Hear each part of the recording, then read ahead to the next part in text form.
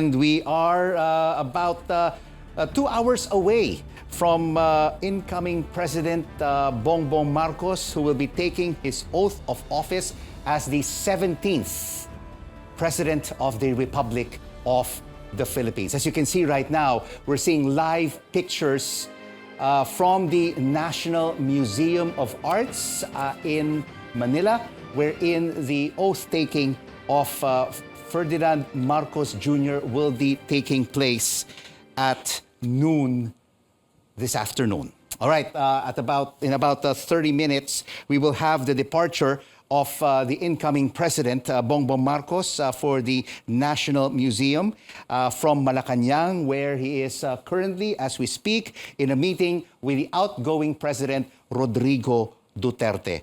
He will be arriving at the National Museum at about 10:35 this morning. That's in about 32 minutes time, and then the inauguration ceremony will begin at 10:40, and then at 1:20 in the afternoon we have the Vin de Honor, which will be taking place inside the National Museum, and then he will be departing for Malacanang Palace at 2 in the afternoon, arrival honors in the Kalayaan grounds at 2:15, and the oath taking of the cabinet secretaries at 2:40 this afternoon. All right, we want to find out more about the history of these inaugurals which have taken place over the past decades. We're now speaking to Salle University Professor and historian Jose Victor Torres. Professor, thank you so much for joining us for this CNN Philippines special presentation. Good morning, Rico. A very historic day today, and I'm glad that you were on deck to interview me. Well, Chief Justice Alexander Gesmundo, Professor, will be administering the oath of Marcos as the 17th president. Has this always been the case with all the other 16 presidents that the Chief Justice administered the oath? Not necessarily, no, because it has always been the tradition that it was supposed to be the Chief Justice going to swear in the president-elect. No, but as you can remember, during the time of President Benigno Aquino III, it was Associate Justice, I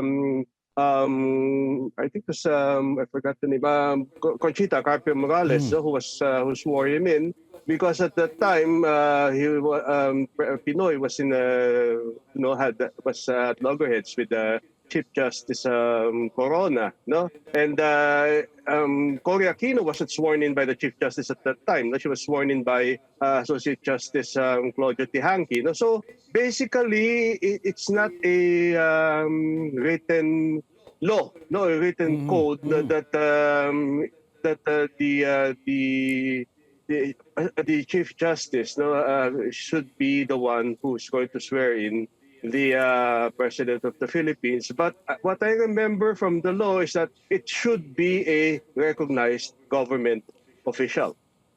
I'm really curious, Professor, no, about the oath, the written oath that the incoming president will swear to. Has the word or words of the oath changed through the years and decades, or has it always been standard? I think the words are either delivered in Filipino, no, or in English. The words of the oath of office of the president is written in the Constitution. So technically nakapako na yan, no, dun sa as a matter of a law, that this should be the text of the oath of office of the President of the Philippines. If you remember, no, in 2000 and I think it was around 2009, no. Remember when during his first term as President of the United States, Barack Obama took his oath of office. He took his oath of office under Chief Justice John Roberts, no? But somehow, in the middle of pronouncing the oath of office, John Robert made a mistake with regards to the text of the oath of office. And apparently being a bit apprehensive that it might be legally questioned with regards to the presidency of Barack Obama, he had to take the oath of office again in a private ceremony in the White House. So you can see here how much value was given to the oath of office because it is written in the Constitution. No, so basically, it's the law of the land that this is the oath of office that should be taken by the incoming president of the country. Share with us, Professor, what are usually the traditions of a presidential inaugural? Well, much of the traditions of our inaugurals were adapted, of course, from the ones that were being done during the inaugurals of the presidents of the United States. Because remember, we were an American colony before, and what is happening now, the president, the incoming president, will fetch the outgoing president from Malacanang. They would have a brief discussion on what was going to happen and everything. And, of course, the historic descent from the staircase. Then, taking, of course, the official vehicle to the place of the oath-taking. No, usually, the president of the Philippines, the outgoing president of the Philippines, sits on the left side, the right side of the driver, because they're facing the driver. So the right side of the driver in the limousine, and of course the incoming president will sit on the left side. Then when they arrive at the area, of course the president of the president-elect will immediately to the stage where he will take his oath of office. Then there will be also the choice of the outgoing president if he will stay. If he will stay and witness the occasion. There were some presidents who witnessed it, but recently I think it was only President Cory Aquino who stayed long enough to listen, of course, and see President Ramos take his oath of office as president. Of course, President Ramos had also witnessed the oath taking of President Estrada, because they were not in Manila at that time. They were, of course, in Barasway Church in Malolos, Bulacan. So it has always been a tradition by choice of the president if he or she wants to stay to witness the oath taking. And afterwards, there is, of course, that ceremony of the inaugural dinner, the inaugural ball, Correct. and everything afterwards, of course, the first cabinet meeting. Okay. So, it shows that different presidents have different preferences, and we were told by A.C. Nichols, who is currently reporting from Malacanang, Professor, that President Duterte will not be at the inaugural site for the oath-taking of Bongbong Marcos as the 17th President of the Republic. Professor Torres, also joining us for this discussion is Professor Richard Heydarian, a political analyst. And would like to ask Richard here, Richard, why the National Museum? The last time it was held, an inaugural was held at the National Museum was in 1946 with Manuel Rojas. Prior to that, 3 years before that, 1943 with Jose Laurel and Manuel Quezon in 1935. Were you surprised that the incoming president chose this venue as his inauguration site? Since then, dun sa Quirino, usually nagpa-inaugurate lahat, no? So this is where we see kind of the difference. I mean, I'm sure our historian friends have much to say on it, but as a political scientist, this is how I look at it. If you look at Marcos, where he's going to be very different from Duterte is that he's a traditionalist. The way he handles himself, the way he talks to heads of states, to envoys and media, is radically different from Duterte. Because Duterte was really the complete populist, right? He was the consummate populist who even went against the basic decorums of the office of the presidency. Marcos Jr. will be very different. But the second part where I think Marcos Jr. is also going to be quite unique is this distinct form of nostalgic populism that he represents. You see, the way he talks. I remember the first time we were together in a talk in one of the universities, and I was just listening to him, parang balagtasan the way and then he talks like his father, even the Filipino words he uses, right? And you can see all the youth were in awe. It's like, is this like a 1967 this kind of movie we're watching or a speech? So he's very good in that kind of nostalgic populism. So, connecting to this question, I think going back to the old legislative building, right? Going to this now, which is the National Museum, I think it has that kind of a nostalgic glamour to it, right? And that kind of vibes to it that I think very much jives with the kind of political branding that Marcos wants to bring about. And remember, if you look at the glory days of the Philippines, it's supposed to be those days, right? In the earlier parts of the 20th century, and then we went on the downhill. So perhaps it's also a way to say that we can become great again, which is what his father was saying. So that's my point. I mean, I'm sure the Marcoses have their own take on this. I'm sure historians have their own take on this. But looking at the kind of branding that the Marcoses have been putting forward, the way he carries himself, I was not surprised he's going to have this kind of a interesting choice when it comes even to the location. And look at just the glamour of the place we're looking at. It's not just some soccer field and a bunch of bench and chairs there and some roof there. I mean, no offense to the other venue, but this one has a different kind of glitz and glamour to it, right? This kind of iconic building on the background. And I'm sure later on there are going to be all of these memes, Rico, that will show. Back in the day, this is what it is. And now we have a president back there, the Filipiniana, the fashion. I don't know, Rico. I don't think this is a coincidence. I think someone really conceptualized this, and Marcos has loved the nostalgic comparisons. The glory days of Manila, when we were the Pearl of the Orient, the Paris of the East. And now I'm back again, and we're going to get there. So subliminally, at least, I think that's going to be the message. And I look forward to the memes that will come. On social later. media. Exactly. That's what I'm going to look forward What to. everyone has to say about this historic event. Of course, we will get back to our discussion because I also want to find out from our guests today, our history professor Torres and Richard Heydarian, what would be the role of the First Lady and the roles of the previous First Ladies in history. All right, we'll be back with our professors right after this. But let's bring in now our guest once again, DLSU history professor Jose Victor Torres, and of course, our guest in the studio, political scientist Richard Heydarian. Let me ask you, Professor Torres, how different will this inaugural be of the incoming president compared to the other inauguration ceremonies?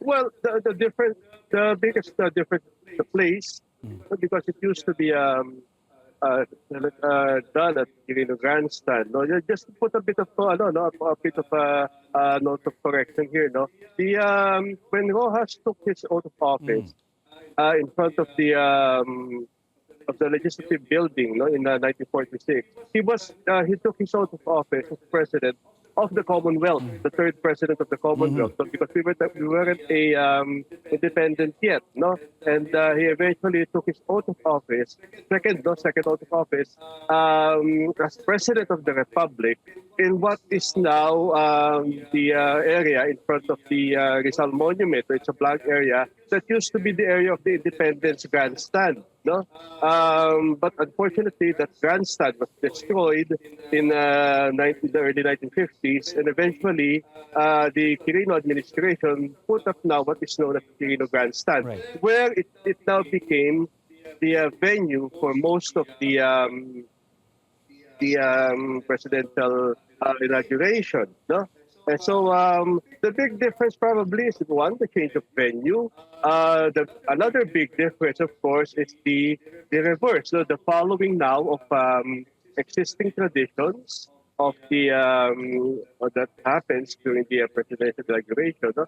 Actually, to be frank about it, it's the first time that I saw it actually happened in Malacanang. No? The changing of the greeting of the old president with the new president, and I think they are all aware of the historic significance of that, because the ascendance of the president of the Philippines, no, on that historic step had a very important historical significance. So by tradition, that's the exact step that Teodora Alonso, the mother of Jose Rizal, no, climbed on her knees before the Governor General of the Philippines, no, in order to petition the Governor General to spare her son from execution. Correct. No, then eventually, when Quezon became president of the Philippines, so when he ascended that step, he according to the historical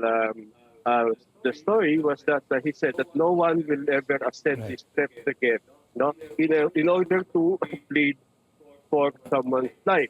No, every Filipino now will enter Malacanang, will rightly enter Malacanang because this is the home of the Professor? Filipino.